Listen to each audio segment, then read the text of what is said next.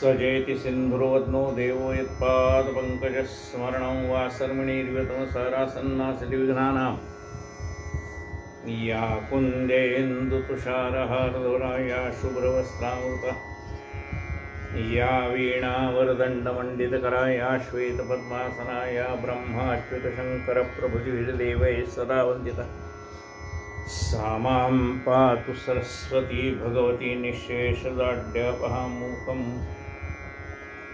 करोति वाचालं पङ्गुं लङ्घयते गिरिं यत्कृपः तमहं वन्दे परमानन्दं माधवं नारायणं नमस्कृत्य नरं चैव नरोत्तमं देवी सरस्वतीं व्यासं ततो जयमुदीरयेत् वसुदेवसुतं देवं कंसचाणूरमर्दनं देवकी परमानन्दं कृष्णं वन्दे जगद्गुरुं गुरुर्ब्रह्मा गुरुर्विष्णु गुरुर्देवो महेश्वरः गुरुः साक्षात् परब्रह्म तस्मै श्रीगुरवे नमः। श्रोता वक्ता श्रीराम समर्थ जय जय रघुवीर समर्थ श्री गणेशाय नमः। श्री सरस्वत्यै नमः। श्री गुरुभ्यो नमः। श्री कुलदेवतायै नमः। श्री सीतारामचंद्राभ्याय नमः। श्री सद्गुरु साईनाथाय नमः। गताध्यायांती दिले वचन साईनाथ गुरु करुणाघ्न थट्टा मस्करीत ही ती शिकवण कैसी ती कथन करतो हो करीतो मी कथन करतो हा अहंकार असावी गुरुपदी निरंकार तेनेची कथेशी पाझर फुटतो सादर सेवावा। बाबा चेष्टा मस्करीमध्ये सुद्धा आपल्याला काही बोध करून जातो। आता हा सगळा कथाभाग मी सांगतो असं ते म्हणतात। कथन करीतो हा अहंकार मी सांगतो याला सुद्धा कदाचित काही लोक अहंकार म्हणतील, पण ज्याला हे कळलंय साळुंकी मंजुळ बोलत असे बाणी बोलविता धनी वेगळाची कायम्या पामरे बोलावी उत्तरे परित्या विश्वंभरे बोलविले असा ज्याचा भाव आहे त्याला आपल्या मुखातनं परमात्माच बोलतोय असा भाव सद्गुरु कृपेने येत असतो। ज्याला येत नाही त्याला त्याचा अहंकार निर्माण होतो। कथन करतो हा अहंकार असावी गुरुपदी निरहंकार तेनेची कथेशी पाझर फुटतो सादर सेवावा। नित्य निर्मल निष्कल्मष साधू सज्जन महापुरुष स्वच्छ निरभ्रतैसे आकाश शुद्ध निर्दोष तैसे ते।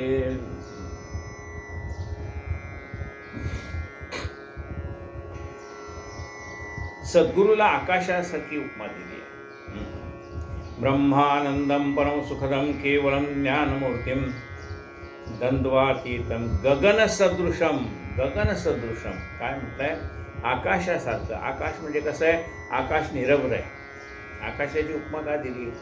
आकाश निर्गुण निराकार आहे, त्याला कुठला आकार रंग नाही। आपल्याला तो निळसर रंग भासतो, तो आपल्याला भासतो, पण त्याला कुठला रंग नाही। आकाश सर्वत्र आहे। आकाश आपल्याला अंतर्बाह्य व्यापून आहे। आकाशामध्ये जरी विजेचा कडकडाट झाला आणि ती वीज जमिनीवरून पडल्यानंतर झाडावर पडली तर झाड जळून जातं, माणसावर पडली तर माणसं जळून जातात, जनावरावर पडली तर जनावर जळून जातं। पण एवढी वीज आकाशातनं पडून सुद्धा आकाशाला त्याचा स्पर्श सुद्धा होत नाही। आकाशातनंच पडते पण आकाशाला त्याचं काही नाही। एवढी धूळ येते, वावटळ येते, झाडाच्या झाडं उन्मळून जातात, इमारतीच्या इमारती पडतात तुफान आल्यानंतर, पण आकाश निरभ्र आहे। आकाशाला त्याचं काही नाही। ढग येतात आणि जातात, आकाश निरभ्र। मग पाऊस पडो त्याने आकाश भिजत नाही, वीज पडो त्याने आकाश जळत नाही। म्हणजे आकाशात हे येऊन सुद्धा आकाशाला त्याचा काही स्पर्श होत नाही, ते सर्वापासून अलिप्त असतं। म्हणून सद्गुरूला उपमा कशाची दिले? गगन सदृशम।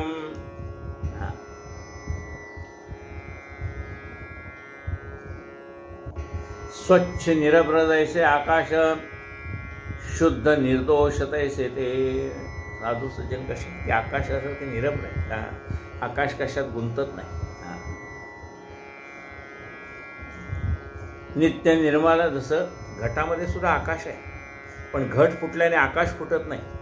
घटात मठात सगळ्यात आकाश आहे, पण घट फुटल्याने आकाश आधी आहे, घट निर्माण झालं तर घटात पण आहे, आणि घट नाहीसा झाला म्हणजे फुटला घट तरी आकाश फुटत नाही, घट फुटतो, आकाश आहे तसंच आहे.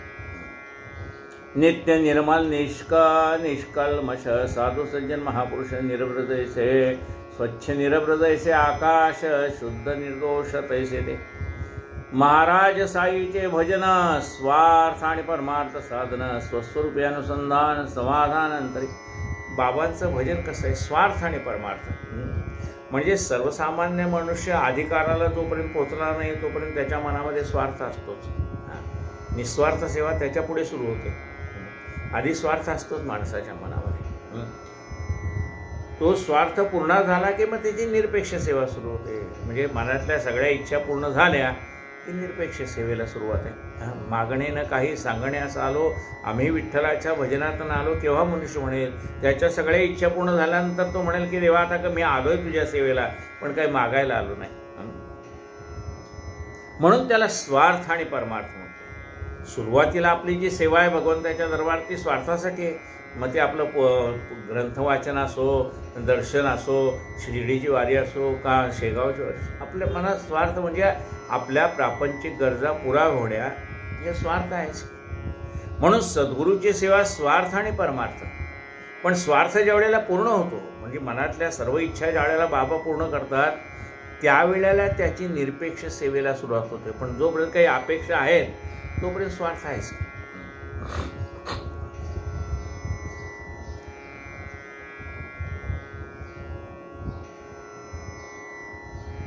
महाराज साईचे भजन स्वार्थ आणि परमार्थ साधन, स्वस्वरूपी अनुसंधान समाधान अंतरी. आणि मग आपल्याला परमार्थाची जसजशी गोडी लागत जाते तसतसं प्रपंचातलं आपलं मन हळूहळू बाहेर येतं. आधी कसं आहे बघा, 100% प्रपंच.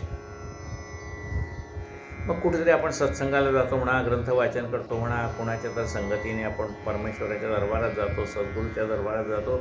मग 1% परमार्थ, 99% प्रपंच. मग 2% परमार्थ, 98% प्रपंच. असं करता करता 50% प्रपंच, 50% परमार्थ. हळूहळू त्याच्याही पुढे अवस्था जाते की 75% परमार्थ आणि 25% प्रपंच. त्याच्या पुढे हळूहळू हळूहळू हळूहळू त्याची प्रपंचाची ओढ जसजशी कमी होत जाते तसतशी परमार्थाची ओढ वाढत जाते. स्वार्थ आणि परमार्थ साधन, स्वस्वरूपी अनुसंधान. आपल्या आत्मस्वरूपाकडे आत्तापर्यंत आपली बाह्यदृष्टी असते, जगाकडे पाहण्याची आपली दृष्टी असते. म्हणजे जगामधलं आपल्याला काय दिसतं तर जगातले दोष दिसत असतात. कधी? सद्गुरूची कृपा होण्याच्या आधी आपल्याला जगातले सगळे दोष दिसत असतात. आणि सद्गुरूची कृपा झाल्यानंतर काय होतं? जगातले दोष दिसत नाहीत, आपल्यातले दिसायला लागतात. लक्षात घ्या, गुरुकृपा आणि सामान्य, अजून जोपर्यंत गुरुकृपा झाली नाही तोपर्यंत दृष्टीतला फरक कसा आहे बघा. ही दृष्टी बाह्य जगातले दोष शोधत असते आणि गुरुची कृपा झाल्यानंतर हीच दृष्टी आपल्यातले दोष शोधायला लागते. आत्तापर्यंत पहिल्यांदा कसं असतं गुरुकृपा होण्याच्या आधी, आपल्यात काय चांगलं आहे ते आपण पाहतो आणि दुसऱ्यात काय वाईट आहे ते आपण पाहतो. पण गुरुची कृपा झाल्यानंतर दुसऱ्यात काय चांगलं आहे ते पाहायला लागतो आणि आपल्यात काय वाईट आहे ते शोधायला लागतो, आपल्यातलं वाईट काढून टाकायला लागतो. म्हणजे सद्गुरू काय करतात? सृष्टी बदलत नाही, सद्गुरू दृष्टी बदलतात. आपली जी दृष्टी तिकडे बाह्य गोष्टीकडे लागली ती अंतर्मुख करतात. स्वस्वरूपी अनुसंधान समाधान अंतरी. आणि मग अशा प्रकारे ज्या वेळेला आपण आपल्यातले दोष शोधायला लागतो त्यावेळेला आपल्या अनुसंधान साधायला लागतं. बघा, कबीर म्हणतो सगळं जग काय म्हणतात लोक, जग वाईट आहे, जग वाईट आहे.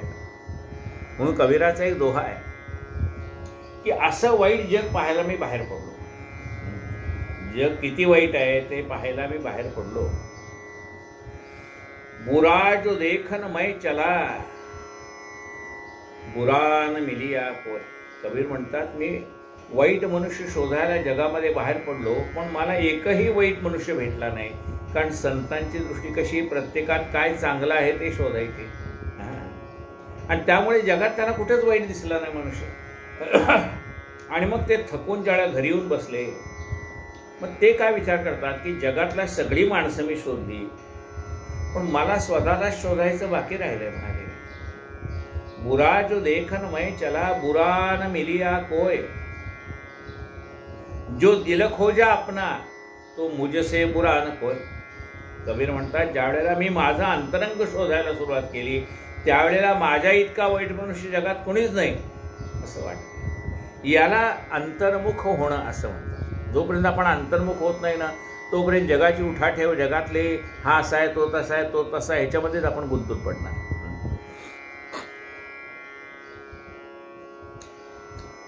जयामने स्वहित साधणे, कथेशी आदर धरावा तेणे, सहज परमानंद भोगणे, सार्थक साधणे जीवाचे.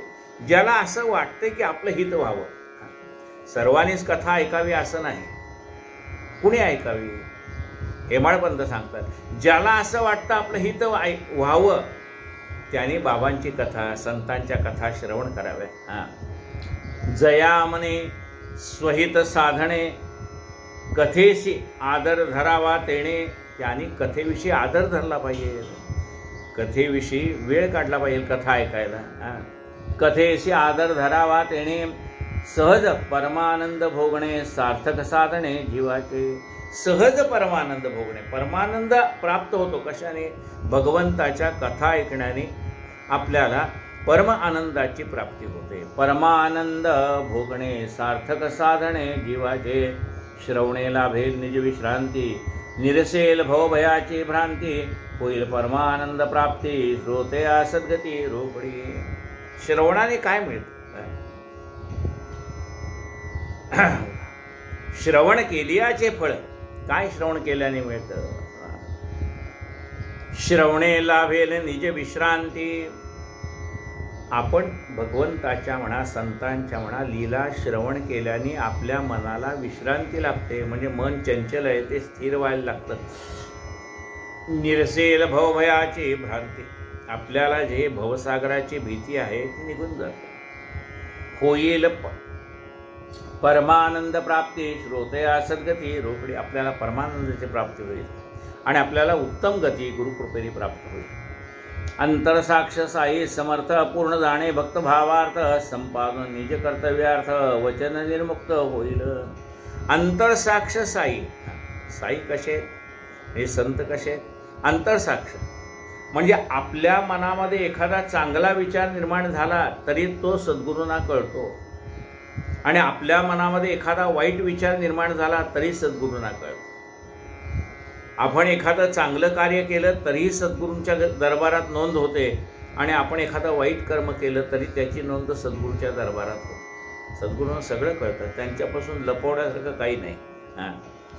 अंतरसाक्ष साई समर्थ, पूर्ण जाणे भक्त भावार्थ. भक्ताचा भाव किती आहे आणि वरवरचं किती आहे? सामान्य माणसाला कळतं वरवरचं किती आहे, आतलं किती आहे. संतांना नाही का कळणार? समजा आपण एखाद्याच्याकडे गेलो आहे आणि त्याच्याकडे एखादा मनुष्य पत्रिका द्यायला आला, आपलं नाव त्याच्या यादीत नसतं, आपल्याला माहिती आहे की त्याच्या यादीत आपलं नाव नाही, पण आपल्याला तो ओळखतोय आणि मग तो सहज म्हणतो, अरे हो तुमचं नाव टाकायचं राहिलं बरं का, ही पत्रिका आता तुम्हाला घ्या. लगे आपल्या देखतच आपलं नाव टाकून तो त्याच्यावर आपल्याला आपली पत्रिका देतो त्याच्या घरच्या कार्याची. पण आपल्याला माहिती आहे की त्याच्या यादीत आपलं नाव नाही. त्या आमंत्रण करणाऱ्याला माहिती आहे की आपल्याला बोलवायचं नाही, पण तो औपचारिकपणा म्हणून आपल्याला पत्रिका देतो, आणि आपण सुद्धा हो हो नक्की होत म्हणतो. म्हणजे आमंत्रण देणाऱ्याचा मागचा भाव आमंत्रण घेणाऱ्यालाही कळतो. त्यामुळे जर व्यवहारामध्ये आपल्याला हे माणसाचं वरवरचं आणि आतलं कळत असेल तर भगवंताला कळणार नाही का?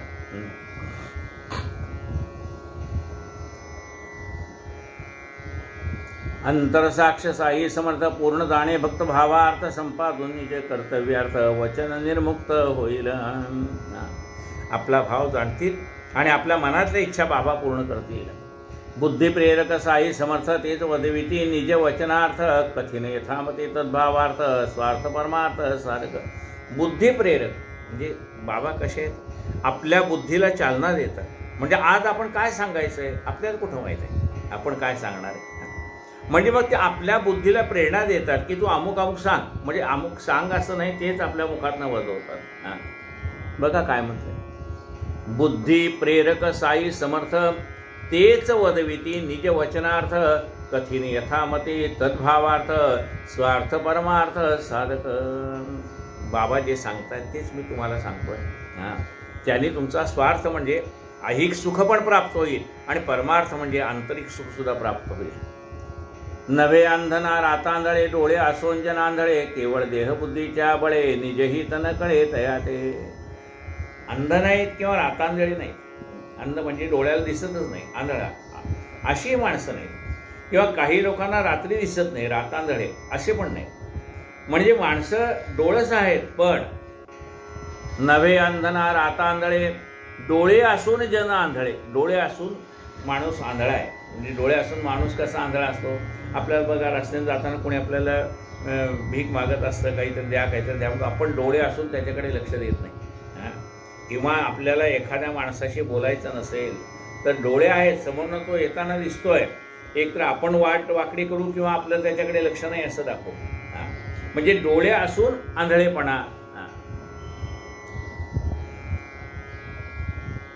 नव्हे अंधना रातांधळे डोळे आसोंजन आंधळे केवळ या देहबुद्धीच्या बळे निजही तन कळे तयाचे. आता त्यांना आंधळे का म्हटलंय, त्यांची देहबुद्धी जागृत असल्यामुळे आपलं हित कशात आहे ते त्यांना कळत नाही. देह तरी हा आहे ऐसा नाही क्षणाचाही भरोसा परिसरी तुम्ही पदर परसा क्षणै करसा चाकावा. देह तरी शाश्वत आहे का हो. आपण म्हणतो 100 वर्ष, आपण सगळं प्लॅनिंग असतं 25 वर्षाने काय होणार, 50 वर्षाने काय होणार, इतके एवढ्या केल्या इतके एवढ्या केल्या, मला म्हातारपणी उपयोगाला पाडून म्हणून केलं. पण तू म्हातारा होशील म्हणजे तिथपर्यंत जगशील काय गॅरेंटी. आता तर आपण ह्या कोविडमध्ये पाहिलं कोण कधी जात आहे कोण कधी जात आहे. म्हणजे इतका क्षणभंगूर असणारा हा देह आत्ता आहे पण थोड्या वेळी आहे का नाही याची गॅरंटी नाही. मग जेवढा काय आपल्या हातात वेळ भगवंताने ठेवलेला आहे तेवढा तरी सत्कारणी लावायला पाहिजेत का नाही. थट्टा विनोदी सगळा प्रियती प्रीती बाबांची ते अलौकिक रीत थट्टे तुणी सारच थस्विती हितकारक ते सगळा नाम. बाबा थट्टेमध्ये सुद्धा जनकल्याणाचीच वार्ता करतात. जन थट्टेच्या नादेनं भरती परी बाबांच्या थट्टेशीला चावती कधी कधी की आपुले वाट्यासे येती वाटेची पाहती आवडीने. थट्टा कोणास बहुधा नावडे पण ही थट्टा परम आवडे वरी अभिनयाची जोडत वजोडे कार्याचे डोकडे तै साधे. काही लोकांना कुणी आपली थट्टा केलेली आवडत नाही, पण बाबा थट्टेच्या माध्यमातून आपलं हितकारक काहीतरी सांगत असतात. सहज अभिनवा प्रयास सस्मित वदन नयन विलासही दव थट्टेत बरे रस येची सुरस्ता अवर्ण्या. आता कथितो एक अनुभव कथा अल्पबोध अभिनवा थट्टे पुटी परमो परमार्थोद्भव शब्द गौरव परिसादे. आठवड्याचा प्रति रविवार शिर्डीत भरतो मोठा बाजार पाल देवणी उघड्यावर उदीम व्यापार चालतो. आठवड्याचा दर रविवारी शिर्डीला बाजार भरतो आणि लोक उन्हापासून आपलं रक्षण करण्यासाठी वरनं पाल टाकतात, म्हणजे छप्पर टाकतात वरती कापडाचं, की जेणेकरून आपल्याला त्याच्या उन्हाचा त्रास होऊ नये आणि येणाऱ्या गिरायकाला सुद्धा सगळा माल आपल्याला देता यावा. त्याला आठवड्याचा बाजार अशी पूर्वी पद्धत होती. आठवड्याच्या प्रति रविवार शिर्डीत भरतो. अजूनही काही ठिकाणी आठवड्याचा बाजार भरतो. आठवड्याच्या प्रति रविवार शिर्डीत भरतो मोठा बाजार पाल देऊन उघड्यावर उदीम व्यापार चालतो. तेथेच मग रस्त्यावर भाजीपाल्याचे पडते ढिगार तेली तांबोळी यांचे संभार चव्हाट्यावर वैसरी. आणि मग तिथेच रस्त्यावरच गाड्या येणाऱ्या वाहत्या रस्त्यावरच लोकांनी भाजीपाला टाकलेला असतो, तिथूनच आपण घेतो. आयशा त्या एका रविवारी बाबांच्या अपाशी 2 प्रहरी करिता पादसमान करी नवल परिवर्तली. तो 2 प्रहरचा दरबार नित्याचे भरे बहु चिकार त्यात बाजाराने रविवार लोकांनी वार लोटले. उजू बाबांचे सन्मुख ऐसून वाकून या खाली मान करीत होतो मी पादसमान नामस्मरण समेत. म्हणाले मी बाबांचे पाय दाबत होतो. दुपारची वेळ होती, अनेक लोक दर्शनाला येत होते. माधवरावजी वामभागी वामनराव दक्षिणांगी श्रीमंत बुटीते जागी सेवे लागी बसलेले.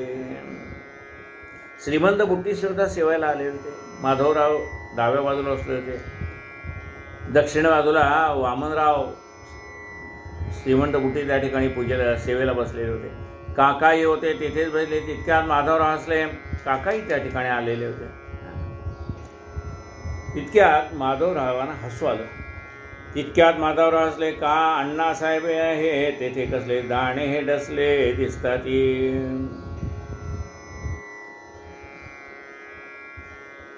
त्यांना ऐसे म्हणून कोटाचे असताना बोटाने स्पर्शना माधवरावने कोटाच्या वेड्या मधून दाणे मधून उघडले.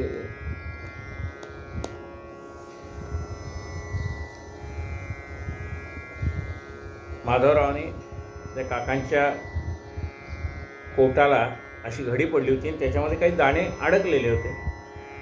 ते माधवरावने काढले. दाणे वरून आढळले. ते काय म्हणून पाहू जाता डावे कोपर लांब करता फुटाणे दिसले खाली गडगडता. मंडळी ते पदा देखली. डाळं फुटाणं असं काही वेळेला आपण घेतो तोंडात टाकायसाठी, तसं ते तिथनं डाळे खाली पडले. शेंगारणे डाळे खाली पडले. ते पाहून ते काय म्हणून पाहू जाता डावे कोपर लांब करता फुटाणे दिसले खाली गडगडता. मंडळी टिपता देखणे. टिपून गोळा केले. 5-25 फुटाणे भरले. तेथे तर थट्टेच कारण उद्भवले. हे काही घडले कैसे नाही. त्याच्यातनं 5-25 असे फुटाणे खाली पडले. लोकांनी गोळा करून घेतले. तर्कावरी चालले. तर्क जो तो विचारा झाला. गर्क फुटाण्याचा कोटाशी संपर्क विस्मय समजता झाला. म्हणाले फुटाणे यांच्या कोटाच्या हातगडीत कसे काय सापडले. लोकांना आश्चर्य वाटायला लागले. खाकी कोटाच्या वळ्या त्या किती त्यात हे दाणे कैसे सामावती आले कुठून कैशा रीती नकळी निश्चिती कोण आहे. बरं एखादी घडी पडली तर त्याच्यात 5-25 दाणे कसे साठतील. लोकांना आश्चर्य वाटलं.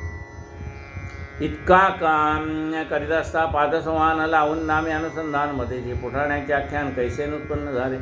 इतका काळ सेवेत जाता कधीच कान पडले हे तत्वता. ह्या वेळ राहिले हिताश्चर्यता सगळ्यांच्या चित्ता वाटले.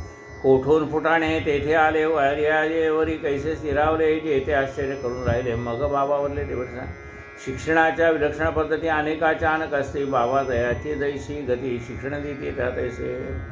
प्रत्येक गोष्टीतनं बाबा काहीतरी शिक्षण म्हणजे बोध करत असतात. शिक्षणाच्या विलक्षण पद्धती अनेकांच्या अनेक असते. बाबा दयांची जैसी गती शिक्षण देते त्या तैसे. पद्धती विचित्र महाराजांची सरणी स्मरणीय बहुचे अन्यत्र तैसी देखील ऐकल्याचे नाही प्रचिती मजप्रती. म्हणती याला वाईट खोडी एकटेपणे खाण्याची गोडी. आता बाजाराचे साजून घडी फुटाणे रगडीत आला. म्हणजे काही लोकांना एकट्याला खायची सवय असते. हा बाजारात येताना हे फुटाणे एकटाच खात आला.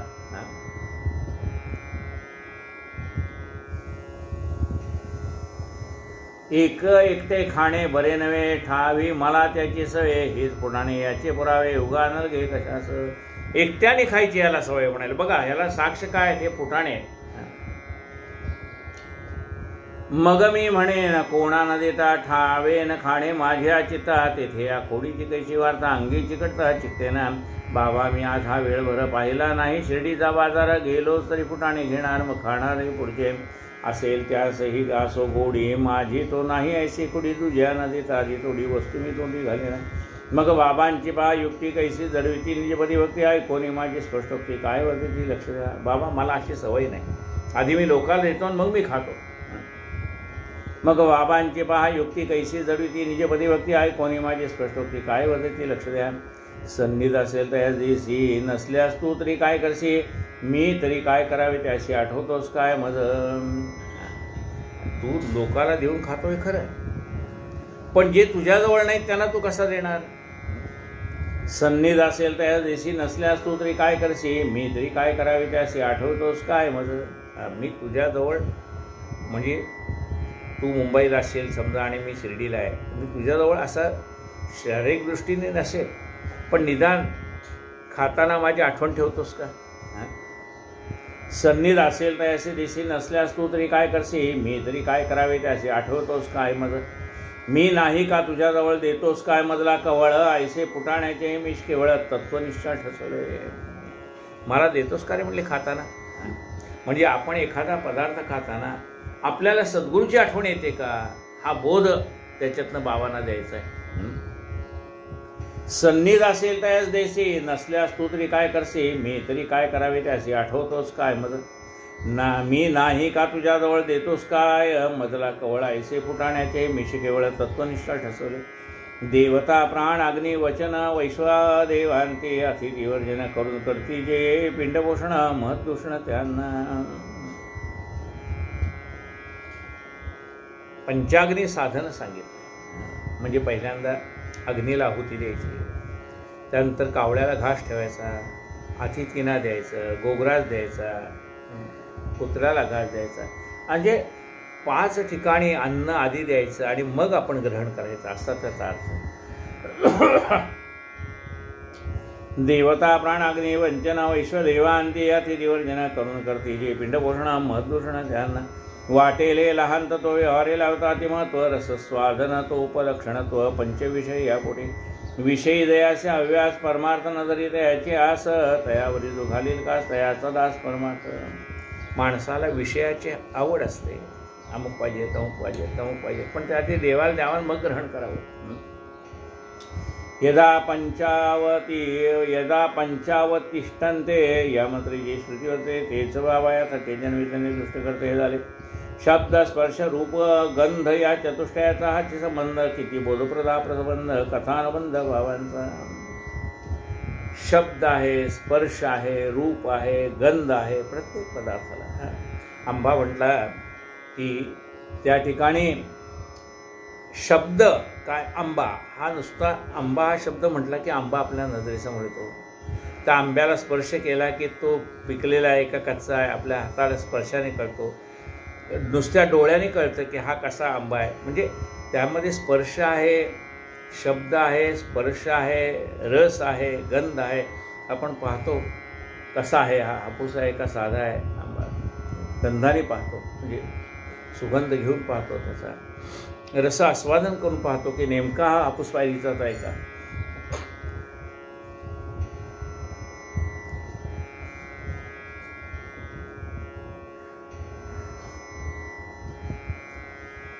शब्द स्पर्श रूप गंध या चतुष्टयाचा हा संबंध, किती बोधप्रदा प्रबंध कथानुबंध भावंधा. मनबुद्ध्या इंद्रियगण करू का आदरता विषय सेवन करावे आधी माझे स्मरण, तैमज अर्पण समर्पण अंशांशे. म्हणजे कुठलाही पदार्थ खाण्याच्या आधी तो आपण भगवंताला अर्पण करावा आणि मग त्याचा प्रसाद म्हणून आपण स्वीकारावा. इंद्रिय विषयावेण राहते हे तो न घडे कल्पांती, ते विषय जरी गुरुपदी अर्पिती सहजी आसक्ती राहील. आता इंद्रिय आहेत आणि ते इंद्रियांचे विषय आहेत, तो विषय इंद्रियाला लागणारच आहे.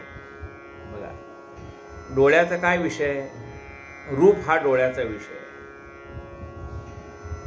म्हणजे प्रत्येक इंद्रियांचे विषय ठरलेले. जिभेचा विषय काय, रस हा जिभेचा विषय आहे, शब्द हा कानाचा विषय आहे, गंध हा नाकाचा विषय आहे, स्पर्श हा त्वचेचा विषय आहे.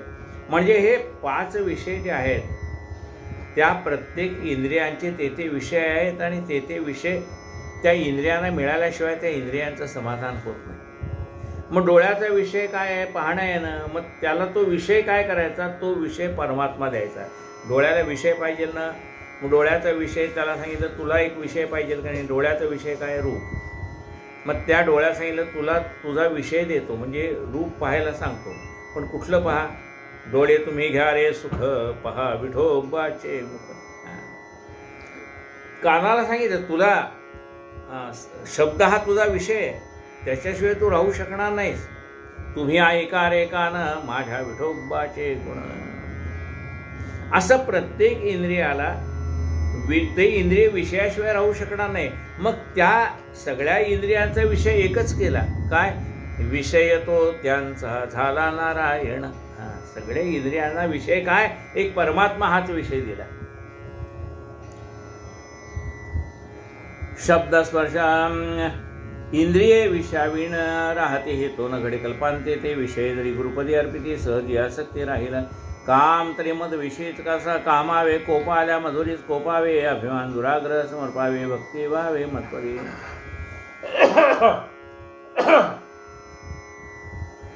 काम काही मिळावं ही अपेक्षा, काही मिळावं ही अपेक्षा, तर तो माझ्यासाठी वापर. काम काय काय गुरु मला मिळावा अशी इच्छा असावी, गुरुची कृपा मला मिळावी. म्हणजे काम आहे, तो काम माझ्यासाठी वापर असं परमात्मा म्हणताय. ती इच्छा, काम म्हणजे इच्छा. ती इच्छा काय, मग इच्छेशिवाय तू राहू शकणार नाही ना. मग अशी इच्छा कर की गुरुची कृपा आपल्यावर व्हावी. काम तरी मदविषयीचा कामावे, कोप आल्या मजवरीस कोपावे. तुझ्या मनात राग आला ना, कुठेतरी काढायचा आहे ना, मग माझ्या नावाने काढ राग, माझ्यावर रागव. रागव तू कुणावरती, ज्याच्यावर प्रेम आहे त्याच्यावर रागवतो. भगवंत म्हणतात तुला रागवायचं तर माझ्यावर रागव. कुठंतरी राग व्यक्त झाला पाहिजे तर. कोप आल्या मजोरीस कोपावे, अभिमान दुराग्रह मज समर्पावे. तुझ्या मनामध्ये असलेला अहंकार, अभिमान माझ्या चरणी अर्पण कर. अभिमान दुराग्रह समर्पावे, भक्ती व्हावे मधपदे. काम क्रोध अभिमान वृत्ती जवळती कडकडून मी एकलक्ष लक्षण मजुरी निक्षून सोडाव्या. काम असो, क्रोध असो, अभिमान असो, ज्याच्या वृत्ती निर्माण होतील त्या सगळ्या माझ्याकडे सोडून दे. काय रागवायचंय माझ्यावर रागव. क्रमे क्रमेणे प्रेनिये वृत्ती निकृंत न करील रे मग या विखारत्रयाच्या लहरी तो परिहारील गोविंद. असं हळूहळू आपण त्या सद्गुरूकडे हे विषय सोपत गेलो की मग हळूहळू आपली वृत्ती शांत होत जाते. किंबहुनाय विकार जात मत स्वरूपीच लय पावत, किंवा मदरूपीच ते स्वय होत विश्रामत मतपदे. ऐसे होता अभ्यसन वृत्ती स्वयची होती क्षीण, कालांतरे समूल निर्मूलन वृत्तीशून्य मन होय. मग गुरु असे निरंतर सन्निधी, ऐसी वाढता दृढ बुद्धी तयास ऐशी विधी विषय नवादती कथाही. अशा रीतीने गुरु सदैव आपल्याबरोबर असतो अशी आपली मनातली वृत्ती तयार होईल. अशी वृत्ती झाली की सहज उद्गार काय बाहेर पडतील. जेथे जातो तेथे तू माझा सांगाती, चालविसी हाती धरून या. जिथं जातो तेव्हा परमात्माच आपल्याबरोबर असतो, तोच आपल्या हाताला धरून चालवतो. अशी आपली वृत्ती हळूहळू दृढ होत जाते. जेथ गुरु असे निरंतर सन्निधी, आणि मग आपल्याला सदैव असं जाणवतं की आपले गुरु सदैव आपल्याबरोबर आहे. जशी आपली सावली आपल्याला सोडून जात नाही तसे आपले गुरु आपल्याला सोडून जात नाही. आपण उठलो की सावली उठते, आपण चालायला लागलो की सावली चालते. तसं जेथे जातो तेथे तू माझा सांगाती, चालविसी हाती धरून या. गुरु असे निरंतर सन्निधी, ऐसी वाढता दृढ बुद्धी तयास ऐशा विधी विषय न बाधी कदाही. जेथा सद्भाव ठसला तेथ तेथेचे भवबंध उकलला. विषय गुरु प्रगटला, विषयाची नटला गुरुरूपे. यत्किंचित विषय सेवनी बाबा आहे सन्निधाने, सेव्या सेविता विचार म्हणे सकृदर्शनी उठेल. आपण काही खात असतो तरी ते योग्य आहे का अयोग्य आहे असा विचार आपल्या मनामध्ये निर्माण होईल. जेथा सद्भाव ठसला तेथेचे भवबंध उकलेला. विषय गुरु प्रगटला, विषयची नटला गुरुरूपे. यत्किंचित विषय सेवनी बाबा आहे सन्निधाने, सेव्या सेविता विचार म्हणे सकृदर्शनी उठेला. असेव्य विषय सहजीचे सुटे, व्यसनी भक्तांचे व्यसन तुटे. असे व्यास म्हणे विटे वळविताने ते हे वळण. जे द्यायचं आहे ना, जे तुला खायचं आहे ते मला आधी अर्पण करण मग खा. एखादा दारूड आहे, त्याला सांगितलं गुरुनी काय म्हणले की ही आधी मला दे आणि मग तू पी. आता ज्या वेळेला जाईन ते टेबलावर ठेवलं गुरुला देण्यासाठी, म्हणजे आधी अर्पण करायचं मनाने, गुरु तुम्ही घ्या मग मी घेतो. तर मग त्याला लाज वाटायला लागली, अरे गुरुला मी दारू काय देणार. आणि मग त्याचं व्यसन सुटलं. तो अर्पण करेल का दारू गुरुला? नाही अर्पण करणार. पण गुरु काय म्हणतात, तू जे घेशील ते मला आधी देईन मग तू खा. मग आपण ते गुरुला जे आपल्या बुद्धीला योग्य वाटत नाही ते आपण करतो, पण ते गुरुला द्यायचं म्हणल्यानंतर आपण 10 वेळा विचार करू की हे बरोबर नाही, हे गुरुला आम्ही देणार नाही.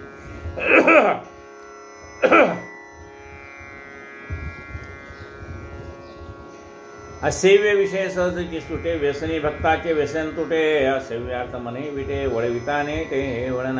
विषय नियमन होईल सादर वेदतया, वेदना नियमाचा आकार.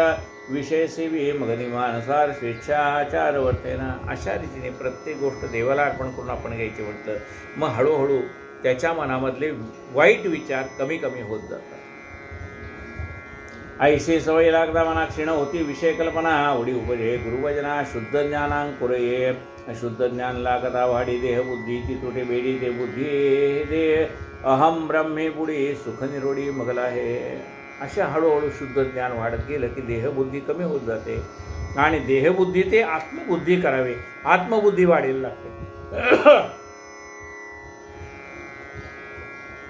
समर्थ रामदास स्वामी सांगतात, काय म्हणतात, देहबुद्धी ते आत्मबुद्धी करावी. अशा रीतीने हळूहळू आपली देहबुद्धी कमी होत जाते आणि मग आपलं लक्ष आत्मबुद्धीकडे लागतं. शुद्ध ज्ञान लागता वाढी देहबुद्धीची तुटे भेडी ते बुद्धी दे अहम ब्रह्मे बुडी सुख निरोडी मगला आहे. जरी हा देह क्षणभंगुर देख परी तरी हा परम पुरुषार्थदायक जो प्रत्यक्ष मोक्षाहून अधिक की भक्त योग प्रदायक. हा देह जरी क्षणभंगुर असला तरी याच देहाच्या योगाने आपल्याला जन्म मरणाच्या फेऱ्यातनं सुटता येतं. या नश्वर देहाच्याच माध्यमातून आपल्याला या जन्म मृत्यूच्या फेऱ्यातनं सुटता येतं. जरी हा देह क्षणभंगुर देख तरी हा परमपुरुषार्थदायक जो प्रत्यक्ष मोक्षाहून अधिक की भक्त योग प्रदायका. चारी पुरुषार्थाच्या वरी या पंचम पुरुषार्थाची पायरी काही न पावे या योगाची का सरी अलौकिक परी भक्तीची. गुरुसेवेने जो होई कृतार्थ तया आकडे वर्म यथार्थ भक्ती ज्ञान वैराग्य स्वार्थ तोचे परमार्थ पावेल. गुरुच्या सेवेने आपलं जीवन कृतार्थ होतं. त्याला गुरुच्या सेवेने काय प्राप्त होतं? गुरुच्या सेवेने त्याला भक्ती प्राप्त होते. भक्तीच्या योगाने ज्ञानाची प्राप्ती होते.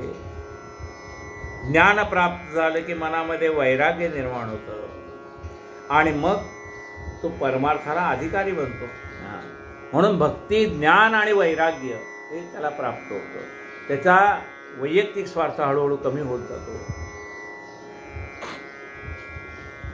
गुरु आणि देव यात भेद पाहि जयाची चित्त तेने अखिल भागवतात नाहीच भगवंत देखला.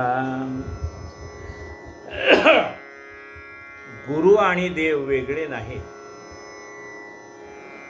देव आणि गुरु एकच आहे. गुरुर ब्रह्मा गुरुर विष्णू गुरुर्देवो महेश्वरः गुरु साक्षात परब्रह्म तस्मै श्री गुरुवे.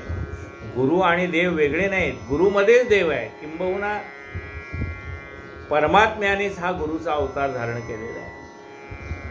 गुरु आणि देव यात भेद पाहि दयाचे चित्त तेने अखिल भागवतात नाहीच भगवंत देखला. वाचले आणि अखिल रामायण ठावे न रामाची सीता कोण सांडुन्या द्वैत दर्शन गुरुदेव अभिन्न जाणावे. संपूर्ण रामायण वाचलं आणि रामाची सीता कोण कळलं नाही तर उपयोग. तसं गुरु आणि देव वेगळे समजायचं कारण नाही. घडता गुरुसेवा निर्मळा होईल विषय वासना निर्मूळ चित्त होईल शुद्ध सोज्वळ स्वरूप उज्ज्वळ प्रगटेल. गुरुची सेवा करता करता मन निर्मळ होत जातं. असो इच्छाशक्ती होता प्रबळ फुटाणे बाबांच्या हातात मळ याहून विलक्षण करता खेळत्या काळ वेळ लागेना. केवळ पोटाच्या ओढी इंद्रिय जाली अलौकिक गारोडी फिरवून हळा भारली हाडाची कांडी पदार्थी काढी माने दो साईनाथ अलौकिक गारोडी काय तयाच्या खेळाची प्रौढी काय इच्छा होता न भरताची बडी फुटाणे काढी लग्न. आता तिथं फुटाणे होते का नव्हते माहीत नाही, पण बाबाने ते निर्माण केले असतील. त्यांना ज्यांना विश्व निर्माण करता येतं त्यांना फुटाणे निर्माण करणं काय कठीण आहे. परी या कथेचे सार काय येथे जे आपण घालू ठाय पाचा पोटी कोणताही विषय बाबाशिवाय सेवू नये. आता ह्यात फुटाण्याला महत्त्व नाही. महत्त्व कशाला आहे? बाबांनी त्यातनं दिलेल्या संदेशाला महत्त्व आहे. ते फुटाणे कुठून आले याच्यात आपली बुद्धी घालवण्यापेक्षा त्यातनं बाबांना काय सांगायचं, तू फुटाणे खा शेंगारणे खा काही खा पण खाताना माझी आठवण ठेव. म्हणजे कोणताही विषय सेवन कर पण तो करताना माझी आठवण ठेव. मला अर्पण कर मगच त्याचं सेवन कर. मनास देताही शिकवणं वेळोवेळी होईल आठवण देता घेता असा इचरण अनुसंधान राहिला. म्हणून देताना आणि घेताना भगवंताचा अनुसंधान लागतं. जनी भोजनी नाम वाचे बनावे अति आदरे गद्य गोष्टी म्हणावे. हरी चिंतने अन्न सेवित जावे तरी श्री गुरु पाविते तो स्वभाव. म्हणजे आपण अन्न ग्रहण करताना सुद्धा हे अन्न भगवंताने आपल्याला दिलेलं आहे हा भाव धारण करून ते अन्न सेवन करावं. कारण पुष्कळ पाची पक्वानाचं ताट पुढे वाढलं पण तुमच्या जिभेला चव नसेल तर त्या पाची पक्वानाचे उपयोग काय. म्हणून अन्नही देणारा तोच आणि जिभेमध्ये रसस्वाद निर्माण करणाराही तोच. बरं समजा अन्न आहे आणि जिभेला गोडी पण आहे म्हणजे जिभेला आंबट काय तिखट काय खारट काय कळतंय म्हणजे रसस्वाद त्याला कळतो जिभेला क्षणभर. म्हणजे एक तर अन्न मिळालं रसस्वाद नसला तरी उपयोग नाही. रसस्वाद आहे पण अन्नच नाही मिळालं तर उपयोग नाही. म्हणून असं गृहीत धरा की अन्नही मिळालंय ही भगवंताची कृपा. जिभेला रसस्वाद कळतोय ही पण भगवंताची कृपा आहे. समजा अन्न मिळालं जिभेला रसस्वाद आहे पण खाल्लेलं पचवण्याची ताकद नसली तर मग काय उपयोग आहे. ते सगळं वाया जाईल ना. म्हणजे अन्न मिळणं ही भगवंताची कृपा. आपल्याला जिभेमध्ये रसस्वाद असणं ही भगवंताची कृपा आणि ते अन्न पचणं आणि अंगी लागणं ही पण भगवंताची कृपा. अहम वैश्वानरो भूत्वा काय म्हटलं बघा गीतेमध्ये भगवंताने सांगितलं. अहम वैश्वानरो भूत्वा प्राणिनां देहमाश्रितः प्राणापान समायुक्त पचाम्यन्नं चतुर्विधाम. मीच जठरामध्ये अग्नीच्या रूपाने राहतो आणि तुम्ही खाल्लेलं अन्न पचन करण्याची ताकद सुद्धा मीच देतो. आता विचार करा अन्नम ब्रह्मेत्यायसी युक्ती उपनिषदात ठाई असे. उपनिषदामध्ये अन्नाला परब्रह्म म्हटलंय म्हणजे अन्नम ब्रह्मेत्यायसी युक्ती उपनिषदात ठाई असे. अन्न हे सुद्धा कोण ब्रह्म आहे. अन्न ब्रह्म आहे आणि खाणारा परमात्माचा आहे. अहम वैश्वानरो भूत्वा प्राणिनां देहमाश्रितः प्राणापान समायुक्त पचाम्यन्नं चतुर्विधम. हरिर्दाता हरिर्भोक्ता हरिरन्नम प्रजापती. हरिर्दाता हे अन्न देणाराही परमात्माचा आहे. हरिर्दाता. शेतकऱ्यांनी शेत पेरलंय पण पाऊस नाही पडला तर कुठनं येणार आहे. म्हणून कष्ट करणं आपल्या हातात आहे पण फळ देणं भगवंताच्या हातात आहे. म्हणून ते पाऊस पडणं हे सुद्धा भगवंताचीच कृपा आहे. म्हणून अन्न निर्माण करणारा कोण आहे परमात्माचा. अन्न ग्रहण करणारा सुद्धा परमात्माचा आहे. म्हणून म्हणलंय हरिर्दाता देणाराही परमात्मा. हरिर्भोक्ता तो अन्न पचन करणाराही तो परमात्मा. हरिर्दाता हरिर्भोक्ता हरिरन्नम प्रजापती. अन्न सुद्धा परमात्माचं आहे कारण ते भगवंत आहे. अन्नम ब्रह्मेत्यायसी युक्ती उपनिषदात ठाई असे. म्हणून अन्नही परमात्माच देणाराही परमात्माच आणि खाणाराही परमात्माच.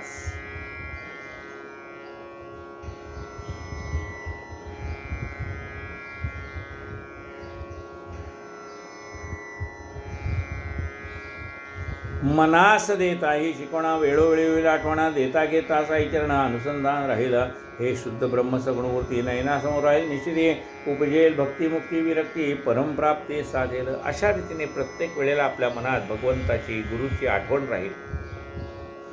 नयनी देखता सुंदर ध्यान हरे संसार मुक्त हान हरपेल हित सुखाचे भान मन समाधान पावेल. नयनी देखता सुंदर ध्यान आपल्या गुरुचं ध्यान आपल्या नजरेमध्ये आलं. नयनी देखता सुंदर ध्यान हरेल संसार भुक्त हान. बघा आपण शिर्डीला जातो म्हणा शेगावला जातो म्हणा तिथे आपले गुरु आहेत तिथे आपण जातो आणि त्या ठिकाणी गेल्यानंतर जशी शिर्डी जवळ येईल तसे आपला आनंद होतो. जसं शेगाव जवळ येईल आपला आनंद होतो. सज्जनगड जवळ येईल तसा आनंद होतो. पाहता सद्गुरु महाद्वार जणू कन्येसी माहेर पाहता चित्ती नये धीर नयनी नीर लोडचे. पाहता सद्गुरु महाद्वार. सद्गुरूचं महाद्वार पाहिल्यानंतर पाहता सद्गुरु महाद्वार जणू कन्येसी माहेर. जसं त्या मुलीला आपलं गाव जवळ आलं माहेर जवळ आलं की तिच्या डोळ्यातनं अश्रू व्हायला लागतात की अरे माझ्या आईचं घर जवळ आलं. जणू कन्येसी माहेर पाहता चित्ती नये धीर नयनी नीर लोटत असे. सद्गुरूचं महाद्वार पाहिल्यानंतर जसं लेकीला आपलं आईचं घर पाहिल्यानंतर आनंद अश्रू डोळ्यातनं बाहेर पडतात. तसं भक्ताला सद्गुरूचं महाद्वार पाहिलं की डोळ्यातनं घळघळ घळघळ अश्रू पाहता सद्गुरु महाद्वार जणू कन्येसी माहेर, पाहता चित्ती नये धीर नैनी नीर लोटस. पाहता सद्गुरूचा झेंडा आनंद उसळे ब्रह्मांडा, कीर्ती नव चौघडा नवखंडा खंड प्रचंड करत असतो.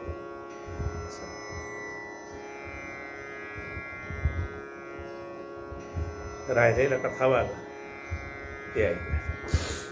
कायेन वाचा मनसेंद्रियर्वा बुद्ध्यात्मना वा प्रकृती स्वभाव करोमि यज्ञं सकलं परस्मै नारायणायति समर्पयामि अच्युतं केशवं रामनारायणं कृष्णदामोदरं वासुदेवं हरि श्रीधरं माधवं गोपिकावल्लभं जानकीनायकं रामचन्द्रं भजे. हरे राम राम राम हरे हरे, हरे हरे कृष्ण कृष्ण कृष्ण हरे हरे, हरे राम राम राम हरे हरे, हरे हरे कृष्ण कृष्ण कृष्ण हरे हरे. साईनाथ महाराज की जय.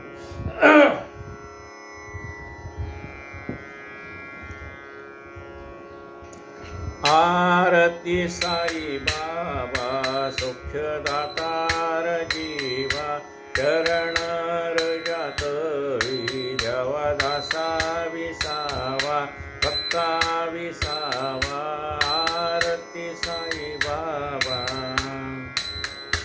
गाडूनी आनंग स्वस्वरूपी राहे गंग, मुमुक्षु जनादागी निज डोळा श्रीरंग, डोळा श्रीरंग.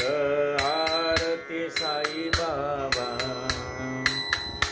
जया मनी जैसा भाव तया तैसा अनुभव, दाविसी दया घना ऐसी तुझी ही माव, तुझी ही माव. आरती साई बाबा तुमचे नाम ध्याता हरे संस्कृती व्यथा, अगाध तव करणी मार्ग धाविसी अनाथ, धाविसी अनाथ. आरती साई बाबा कलियुगी अवतार सकुण ब्रह्म साचार, अवतीर्ण झालासे स्वामी दत्त दिगंबर, दत्त दिगंबर. आरती साई बाबा आठा दिसा गुरुवारी भक्त करी तिवारी, प्रभुपद पहावया भव भय निवारी, भय निवारी. आरती साई बाबा माझा निज द्रव्य ठेवा तव चरण रज सेवा, मागणे हेची व्याता तुम्हा देवाधिदेवा, देवाधिदेवा. आरती साई बाबा इच्छित दिन चातक निर्मल तोय निज सुख, पागावे माधवाया सांभाळा आपुली भाक, आपुली भाक. आरती साई बाबा आरती साई बाबा सौख्यदातार जीवा,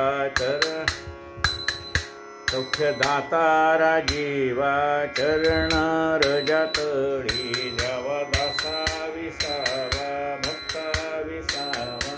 आरती साई बाबा झाले लोटांगण वंदिन चरण डोळ्याने पाहे रूप तुझे, प्रेमे आनंदिन आनंद पूजिन भावे ओहाळीन म्हणेन. त्वमेव माता पिता त्वमेव, त्वमेव बंधु सखा त्वमेव, त्वमेव विद्याधरणं त्वमेव, त्वमेव सर्वं मम देवे. कायेन वाचा मनसेंद्रियर्वा बुद्ध्यात्मना वा प्रकृती स्वभाव करोमि यज्ञं सकलं परस्मै नारायणाचित्तं अच्युतं केशवं रामनारायणं कृष्णदामोदरं वासुदेवं हरे श्रीधरं माधवं गोपिकावल्लभं जानकीनायकं रामचन्द्रं भजे। हरे राम राम राम हरे हरे, हरे हरे कृष्ण कृष्ण कृष्ण हरे हरे, हरे राम राम हरे हरे, हरे हरे कृष्ण कृष्ण कृष्ण हरे हरे। साईनाथ महाराज की जय।